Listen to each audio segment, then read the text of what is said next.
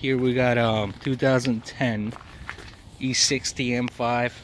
It's a 6-speed. Doesn't matter it's a 6-speed or not, but just bragging about it right now.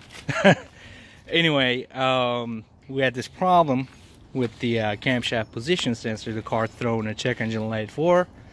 There's not a single video on YouTube of how to do it, where it is. We go on Google, you search the pictures. None of the pictures show where the camshaft sensor is. Anyway, we had to do a lot of, tests, check to see where it is, if it's working, if it's not working or not. So it's gonna be a short video.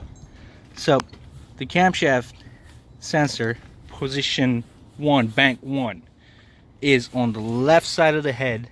There's an ionic sensor under this cap. So what you have to do is remove the 2 bolts, the 2 10 bolts for the ionic sensor. You remove that. In order to remove that, you might not be able to get to this other bolt for this cap, so you might have to take this air box out of the way.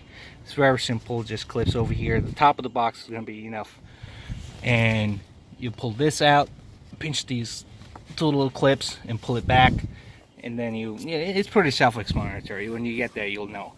Once you pull this cap out, you'll see an ionic sensor, which is not the problem. Right behind it, underneath, there are 2 sensors that'll look like exactly what you bought, which is a camshaft position sensor. You go for the left one. There's another one up here. You go for the left one, which is bank 1. You remove that, put in your new sensor. It's very easy. It's literally a 30-second job, and you're good. Put everything back on, and once you put everything back on, turn the car on. The code is not going to be there anymore. But yeah, that's basically what it is. 06 to 2010 BMW E60 M5 camshaft position sensor replacement. There we go.